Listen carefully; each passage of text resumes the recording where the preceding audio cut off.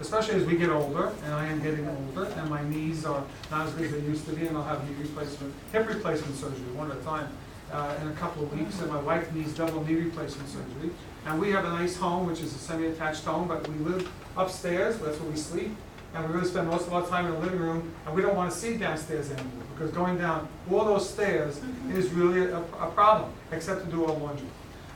So the thing is, I wondered how many of the residents of Van Nest would be in the next couple of years look to say, you know what, I don't need to be going upstairs throughout my apartment if they own the entire house, and be thinking about buying a condo unit down the block where they can go in and not worry about the stairs, because everything is on one floor. And there'll be parking at least half of the spots based on the number of apartments that are condo units. And the condo will have, like most condos, there'll be a condo board, and the condo board then will oversee what happens within that development. All condos have condo boards, correct, Mr. Sachs? Right, so the condo board will help to run the operation, but they will be overseeing a lot of what goes on. So, unless this is some different type of condo. Well, no, I'm just saying, most condominiums don't have boards, it's a condo. That's not true. No, that's not something. Okay, that's- My daughter lives in a condominium in No. Westchester. and I have a- Condo is set up specifically because you only own shares in that apartment. You Okay. don't own that apartment. You own shares. Okay. I So I have a stand. very close friend who owns a condo. There's a lot of spaces like the hallways and the elevator, they're all shared. So you have to have a board to navigate that. I have friends who live in condos who sit on the condo board. And those boards you meet 12 times a year, and there are very serious issues that come up. And if tenants get out of control, then the security people will come in and they'll say, you know, you're doing this and you can't do it that way, because we, the board, have determined you got to do things the right way. And it all comes to when they decide on improvements to this building in several years. Then there'll be another assessment on people who live within the building. So a condo, we should have a board that will oversee the people who live within the development. So if we get that far, I just wanted to mention that. But Joe, I raised the issue because I want to find out Yeah, I'd like to how many people finalize were that interested question if there in is going a- into this development from where they live, whether it's Wallace Avenue or whether it's a Gilmore. And we have one gentleman who's interested, but I don't think anybody else has raised their hand to say they were. No, the lady? Oh, I have two daughters who are interested already, Okay. so. they And where do you want a live now? two-bedroom. I live right on Van Nest across the street, Okay. the project. So they would like to buy a condo here? Okay. Joe? Just one more thing. I'm sure with this development, there's gonna be children. Where are these children gonna go to school? Well, that's always, We have the former St. Dominic's PS 481, that's K to 5. In a couple of years, where are they gonna go? Forget about PS 83, they're booked. They have to be bused to 106 in Parkchester. So we're asking questions, we don't have the answers, but it is very gloomy. Where are these children gonna go to school? this is, And, you This has been know, we an have issue. fire issues, we have this has been an sanitation issue. issues. Yeah, and we do have sanitation. I mean, this has been an issue, both, Linda is the chair, and I'm on the Youth and Education Committee. This has been a problem for years. We have no middle schools. Exactly. So that's, Exactly. Linda. Joe, Yeah. if you have a homeless shelter, you don't think you're gonna have kids? Thank you. Okay? That's the same issue then. It's the same issue, but it could be worse, because with a condo and a condo board, and we might be able to ask Mr. Sachs if we can have an advisory person just to sit on the board, just to be there To be a part of it. from the community. But that's down the road. But what I'm saying is, when you have a condo, you buy shares or whatever, that building has to be kept up and it has to be kept right. Because They people have are shares, investing. they are not going to let something go wrong in that building, because, well, I own part of that building. Excuse me for a second. Mr. Sachs, would you clarify an issue for us? I always thought when you buy a condo, it's like you're buying a house. You own the Yeah. house. You own the condo. If you're purchasing shares, as Linda was talking about, that's a co-op. Yeah. It's like co-op city. You where own, have but a you share. own the So I- 6 could you- walls and could you- then yeah, the so hallways and the yeah, I'd like- elevators are I'd common. like Mr. Schatz to clarify that issue for us. So there's two separate types of ownership in apartment buildings. One is a co-op model, which is you actually buy shares, and then there's the condominium model, where you actually own the fee simple of the property, but you share all the common areas. Yes. And so the condo board will dictate budget, how the building's being maintained, who's allowed to live in the building, who's not allowed to live in the building. If there's issues with other tenants, they're allowed to impose sanctions and fines with one another. It's the governing body of the entire building and the entire area that's owned fee simple by the individual owners of the building.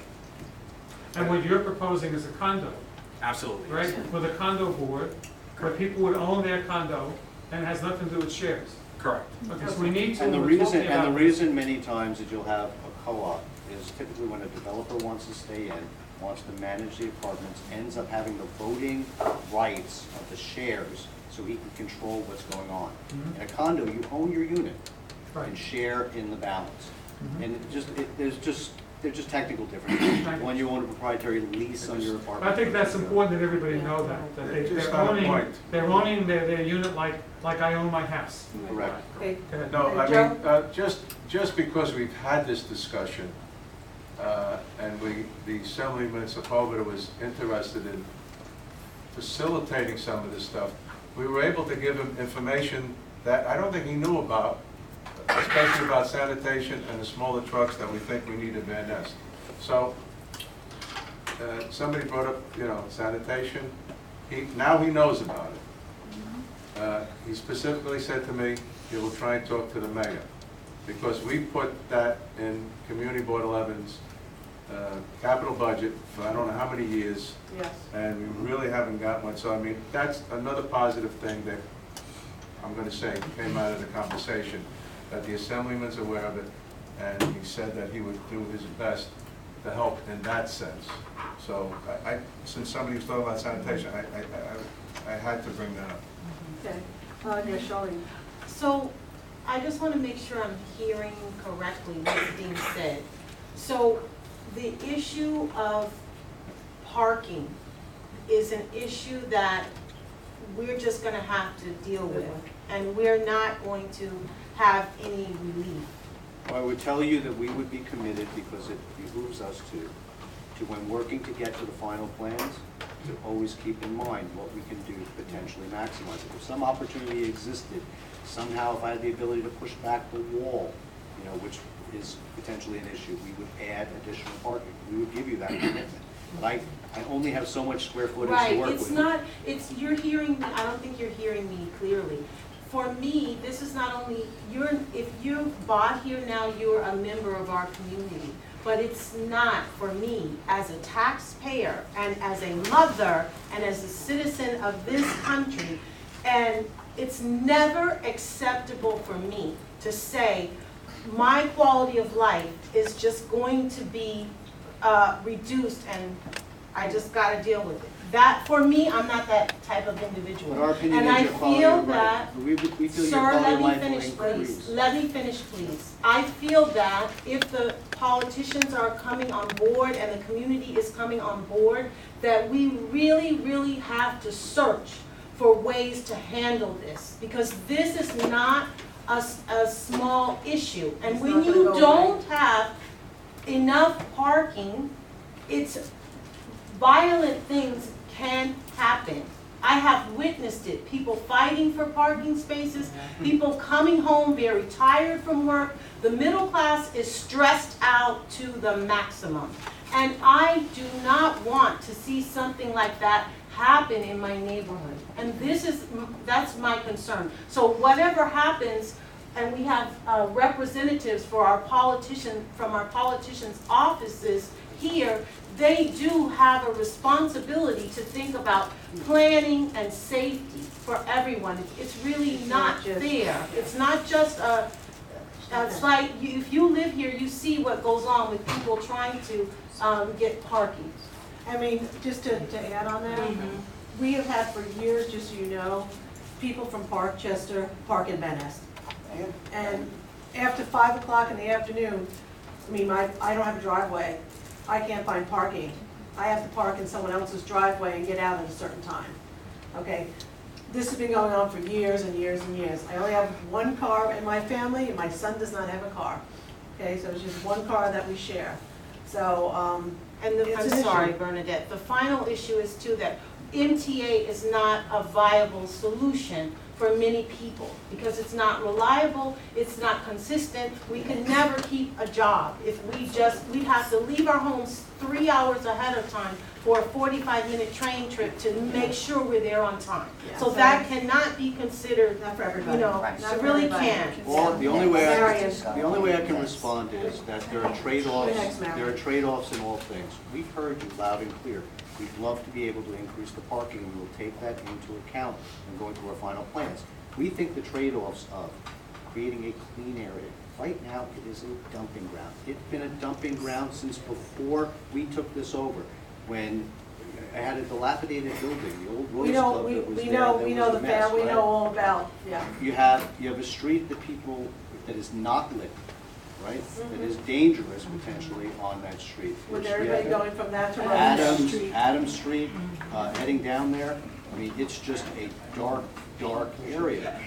And by putting people in an area who take pride in their ownership, we think that improves the area. Yes, Okay. there are pros and cons But to how are every you kind of going to situation. do, I mean, is this something that you are going to physically do?